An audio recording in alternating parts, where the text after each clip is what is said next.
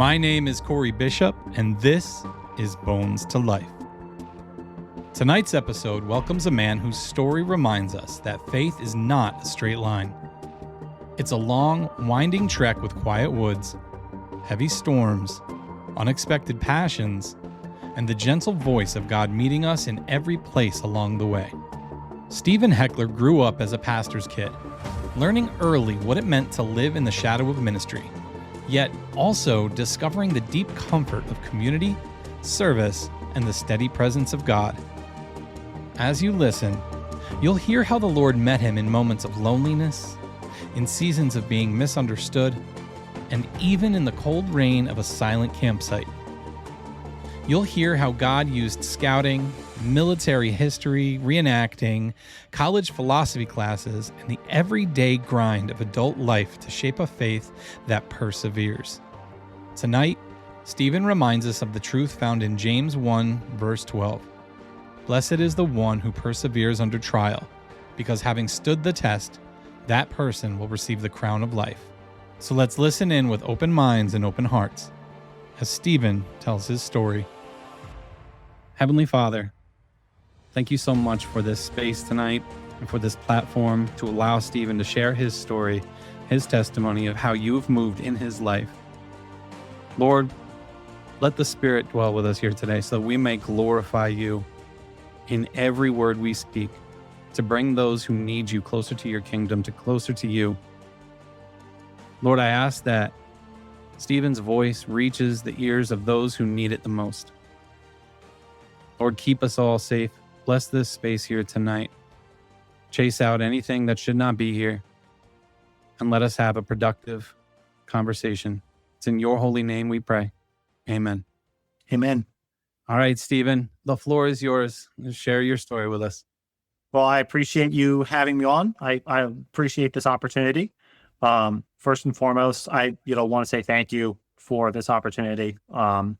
It's always nice to share my story, to share my passion that I have for my faith with others. We are called by Jesus to be disciples. We are called by Jesus to spread the good word, the good news, that is Jesus' word, to others. And this is a great platform, great way of doing that. I want to preface this by saying that my father has been a pastor, a Lutheran pastor, for almost 40 years now. And so growing up, I was always the PK. I was always the pastor's kid. And growing up, I always identified my religious upbringing, my faith, with my father, with my dad, because I went to church with him every Sunday. I am very much his clone. I look very much like him. We think alike, we act alike. So that has always been a big part of my faith, is emulating my father and emulating, his faith and his time in the church. So for me growing up, faith was something we always did every Sunday. It was something that I went with my dad to church every Sunday morning, 6 o'clock in the morning. We would get to the church early, open things up. I was always there to help him. So I always felt like that was my way of connecting with my dad. That was my way of spending time with my dad. And anybody who's, a pastor's kid knows that being a pastor, it's a 24/7 job. It's not all about Sundays. It's not all about church. There's a lot of other things going on.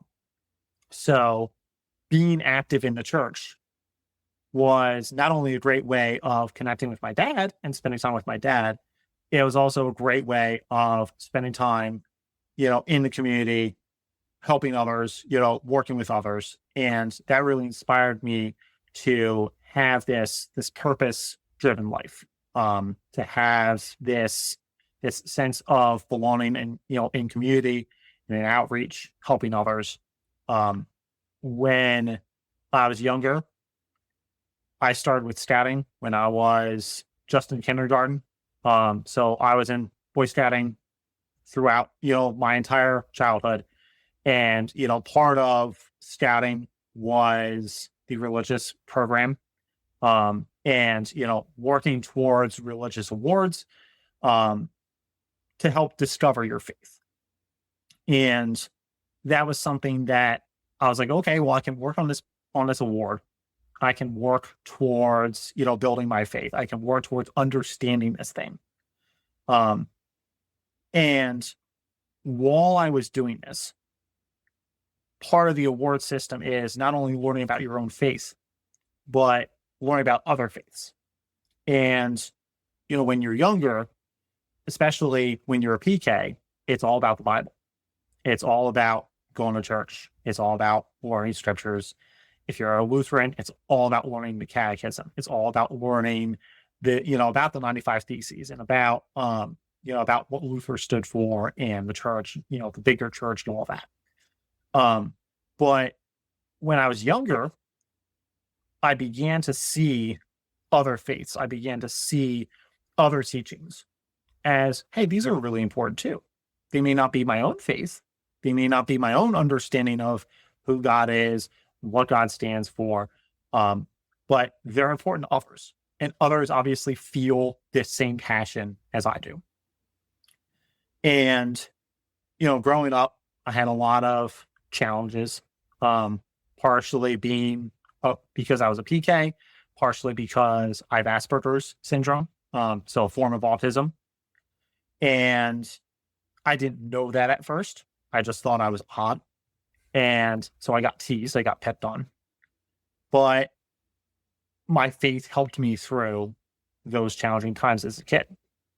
And the more I learned, the more I engaged with the church, with the community, through scouting, through church events, things like that, the more I realized that, yes, I had challenges that I had to work through. I had emotional challenges I had to work through. I was bullied. There were academic challenges because of the Asperger's. But faith grounded me. And learning and understanding about my own faith as well as others was a big part of that growth. So flash forward a number of years. One of the scouting programs is the Order of the Arrow.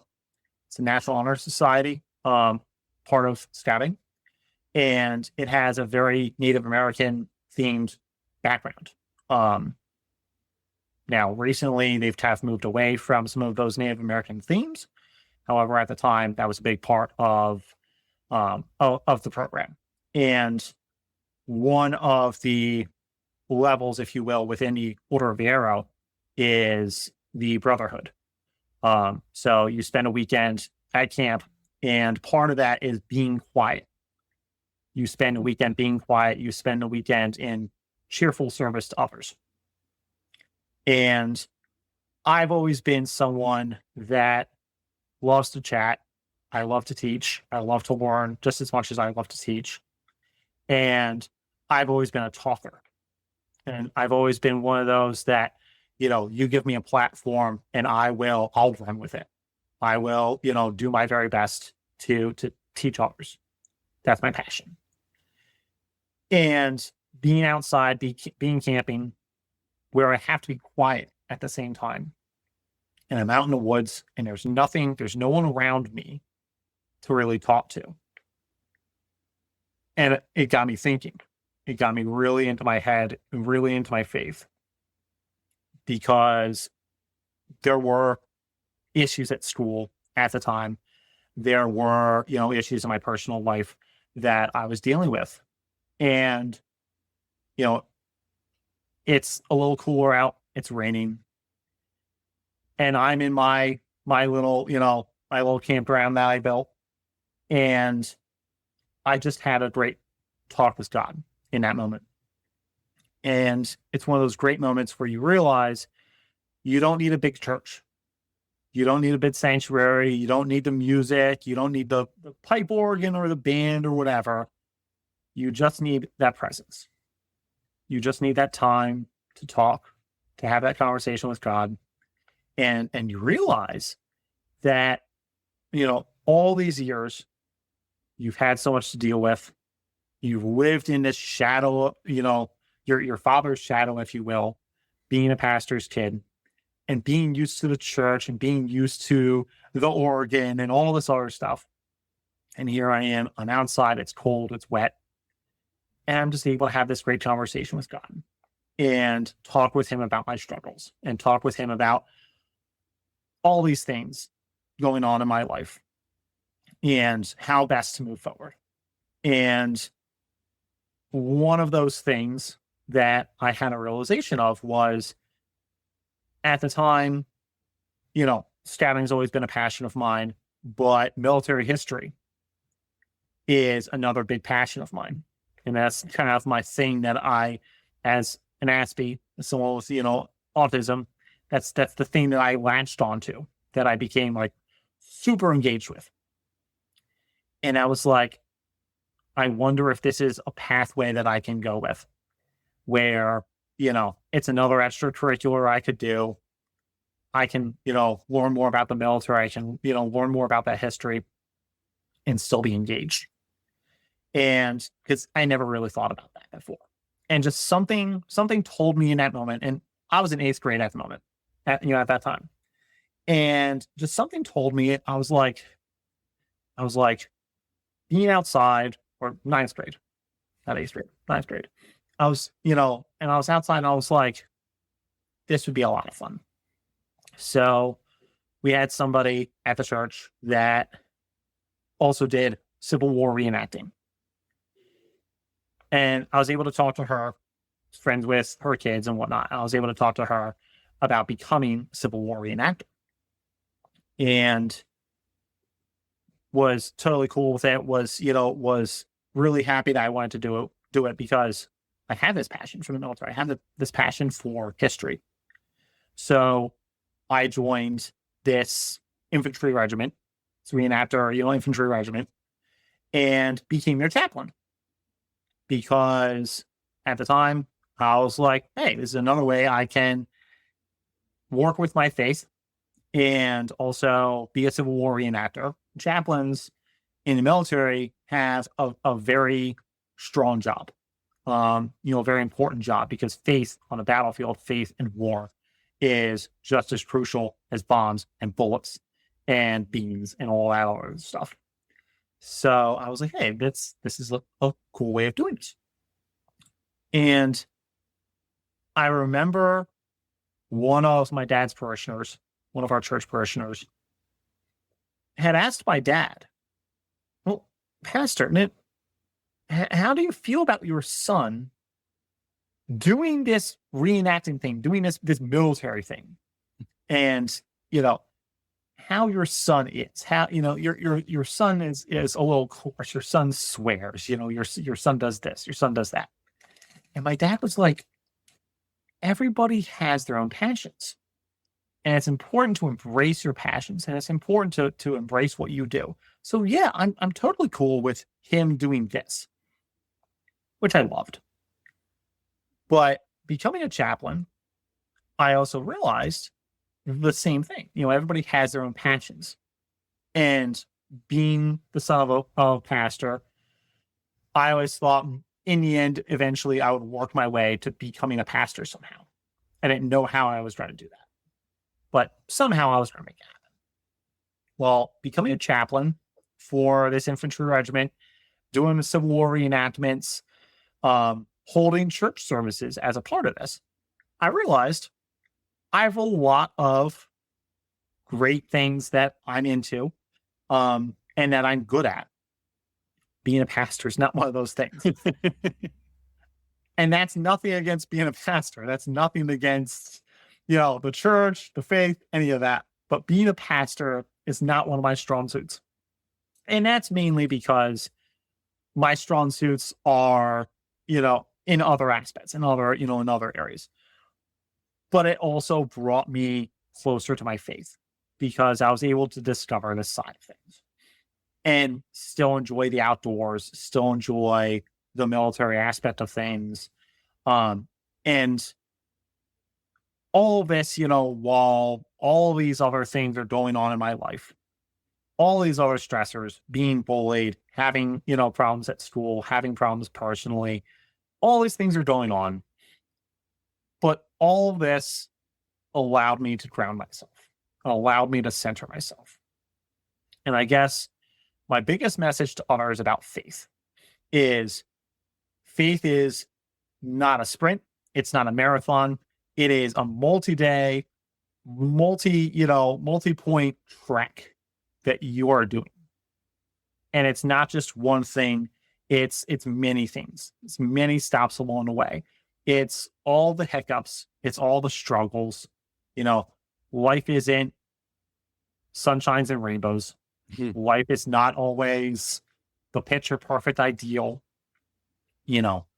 and through everything throughout my life, being dirty, being wet, being gross, being alone, feeling alone internally, but also being alone physically. And then seeing that military reenactment side of war is hell, pardon my French, right? Seeing that side and seeing how faith affects those in the depths of pain, in the depths of all of this bloodshed and all of this, destruction and death. Faith is still there. God is still there. And I realized after becoming a chaplain and doing this for several years and doing other things as a part of this reenactment group and continuing on my journey in scouting and doing all these things, that my faith had grown so much stronger because of all of this. And I wanted to make sure when I went to college, I was going to continue this. And going to college, I found church groups. I found, religious groups at school that I could be a part of, that we could, do trips together. We could have Sunday services. Tried to grow campus ministry at both schools that I went to. They were small, but they were effective. But one of the best things that I did for myself in college was sort of by accident. It was a philosophy class. And part of the lesson with my philosophy class was go to other religious institutions, go to other churches, go to other, temples, mosques, whatever. Go to these places, learn about these other faiths. How do they practice? What do they believe? How does faith, how does religion, make a strong foundation for a person's faith and a person's philosophies? And I never really thought of that side of it as strongly as maybe I should have growing up. That, faith is something that you do. Faith is something that, you feel is the warm, fuzzy feelings inside. But I didn't think the philosophy side of it. And this is when I really started to discover the other faiths.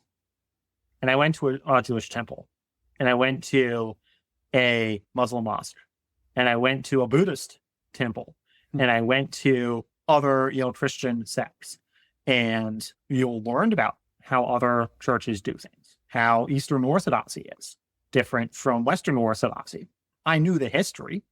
I knew the political and socioeconomic upheavals that came from the schisms, that came from the church and the Pope and the kings and all this other stuff. But the faith, I didn't really understand as well. And seeing how other religions view the world, view God, view each other, especially in light of everything that has been going on the last 26 years of the 21st century now. It's really opened my eyes to, we live in a terrible world, but faith is this glowing, sweet spot that people still come back to, that people still clean on. And I had said in my Facebook message, that I wanted to talk about faith and perseverance. And, this is my faith and perseverance. We live in a world where too often we see the war and the violence and the bombings and all this other stuff and the hatred in the world. But God is still strong. Whether it's a Christian God or a Muslim God or a Jewish God, whatever you choose to call your God, God is still there. God is still strong. And people who have a strong faith will do anything, will die for their God. And that it doesn't matter what you call your God or what faith you call your faith, what religion you call your faith. It's still this incredible, warm, fuzzy spot that unites us as well as divides us. But the more we realize it unites us, and especially the big three, Christianity, Judaism, Islam, are incredibly similar, incredibly close stories throughout the scriptures. The more we realize that, the closer we become as people. And being, so the job that I have now in life is I'm a safety professional. And so my role is in teaching others how to do their job safely, in ensuring that the equipment is safe, ensuring that our training is up to standard. I work in a construction industry, so I'm on the road all the time. I see all this craziness all the time. And my job is to make it so that others get through a work zone safely and are able to get home to their families. So there is a bit of craziness to it that kind of rattles the brain sometimes, and it's good to come home and have that foundation to stand on. And it's good to remember that it's not always, it's not Sundays. It's not just Sundays. We reach out to God. I still take time throughout my day to find some time to just set aside, to have a quiet moment, to talk to God. It's a rough day. It's a hot day. It's a cold day. It's raining out, whatever. I know things could be worse. I know things in other parts of the world can be worse. I didn't go to school for safety. Initially, I went to school for international studies and political science because that was that military history that I really wanted to study. That was my thing. So I learned more about this crazy world and the good that we have to do as people. And recently I was having a conversation with my dad, and, we were talking about all the craziness in the world. And I said to him, I was like, having this relationship, being a pastor's kid. Yeah, I got made fun of. Yeah, I got, picked on and bullied and all that. But the more I leaned back on that relationship with the church, not just with my dad, but with the church, the more I realized this is this comfortable spot that even in all the craziness, even with all the ups and downs in life, here is this calm that we can find, that we can deal with. And, I'm almost 40. I've done a lot in my young life that I'm very proud of. I've, experienced a lot, not always proud of decisions that I've made or, directions that I've gone in my life, but here I am. And I think I've made a really good run of it. I think I've really made a good difference in it. And ultimately, that's what we want for ourselves. That's what we want for our children, for our families. Being a father has given me a lot of introspection on that. And before coming on today, I was thinking about what I was going to say. And I was like, the crazy part is my son's not 2 yet. And I'm already thinking about conversations I want to have with him as he grows up. Things I want to share with him when the time's right, when we can have these conversations. And yeah, growing up wasn't always easy. And yeah, growing up, there were nights that were cold and wet. And I was sitting there alone in the woods, quiet as a mouse, just having this conversation with God. But it made me who I am. It made me a stronger person. It helped me to survive the rough times. And yeah, I didn't become a pastor. Yeah, I didn't end up becoming a school teacher. I kind of wanted to do that too. Yeah, I'm not working for the government or anything like that, you know? Yeah, I kind of wanted to do that too. But I found my footing. I talked to God. I had my conversations. And I found my footing. And in the process, I learned about others too. And I learned there's a much bigger world out there. But, you know, God, Jesus, faith connects all of us. Even when we don't speak the same language, connects all of us. Makes us who we are. And at the end of the day, makes us so much better. Yeah, the struggles make us stronger, and God uses every struggle, right? Mm-hmm. He uses every struggle to help make us stronger. Mm-hmm. So I'm glad that you talked about how difficult it can be to be a pastor, and that there's more to it than just getting up and standing up in the pulpit and preaching to the congregation, right? Like that's definitely a 24/7 job. So yeah, love your pastors, pray for them, treat them well, because they really go through a lot, and they pour their hearts out to people, and sometimes they need a recharge too. So help recharge their spirit and show them a little bit of love.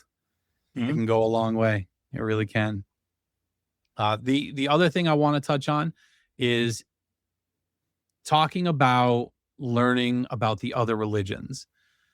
It's definitely a good idea, if for nothing else than to know how to defend your faith, because in the Bible it tells us to be ready to defend your reason for hope, which is what we're doing here. That's what the whole testimony thing is. So be ready to share your reason for hope, right? By learning what the other religions believe, if somebody does come at you for your religion, because once you become a Christian, you know, it's not like you said, it's not all sunshine and rainbows. You will have people coming for you. You know, the enemy will be attacking harder than ever before.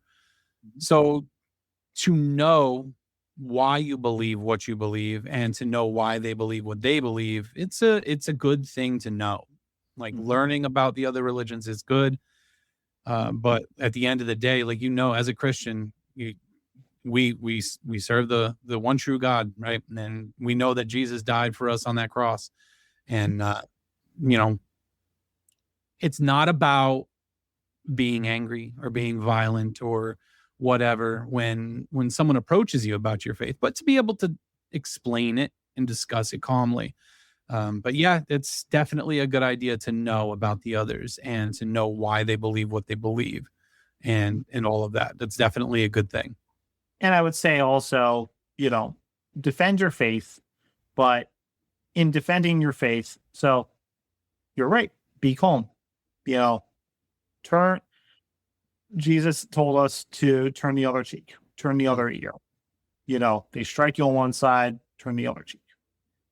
But at the same time, you know, understanding how others see things makes us better Christians, because as Christians, we are called to be disciples. We are called to bring the good news to others, but do so in a respectful manner. Yeah. Early Christianity was marred by a lot of violence, because the Roman Empire, the largest empire on earth at the time, was not about to give up their faith for these Christians. My namesake, Saint Stephen, was stoned to death in the Colosseum for what he believed. It was a violent end to what should have been a life of purpose and a life of spreading the good news. And he did. He did spread the good news. And he died for it. And, we call people that die for their faith martyrs. He was declared a martyr in the church and made a saint. And that's not unlike others that are declared martyrs for their faith for different reasons, for different purposes. But the faith is still there. And the more we understand that, finding that calmness in the storm. Jesus walked out to his disciples who were gripping onto the side of their boat in a tempest and said, "Why are you afraid?" And calmed the storm. And all of a sudden, the seas went quiet. That wasn't Neptune or Poseidon. That was Jesus. That was God that calmed that storm. And sure, other people have different names for their God or gods, depending on what they believe and how they believe it. But the action is still the same. There's a storm raging inside all of us. Our beliefs are so strong, we're willing to die for them. And how do we find that happy medium and find that calm in the storm enough to be firm, but be polite, and lean on your faith, lean on your education, lean on, what you learned in church, but what you learned about others too, and have that open mind, because Jesus of Galilee was a carpenter. He made chairs and tables and was a simple man. He had simple means. He wasn't clothed in gold and had an ivory chair and all this. He was a simple man doing a simple trade. And others attacked him for it. And he could have raged and blew the temple down 15 times over. 50 times over. And he never did that. He very calmly, very politely gave it back to them. Called them out on what they were saying. But was never aggressive about it. And sure, there are stories within the Bible of the temple being torn down and the tapestries being torn from the top down in a great earthquake. Yeah, God gets mad too.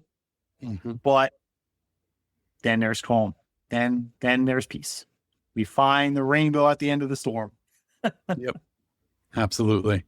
All right, Stephen. So we're going to round out this episode with one final question. So if there's one piece of advice that you could pull out of your story to help someone else who's struggling in their faith, what would that be? Perseverance. That's the word of the day. Perseverance. No matter how hard things look, no matter how, bad the storm is raging, keep going. Keep calm and chive on, quote unquote. Just keep going. Persevere. You will get through it. God calls us to be, strong in times of despair.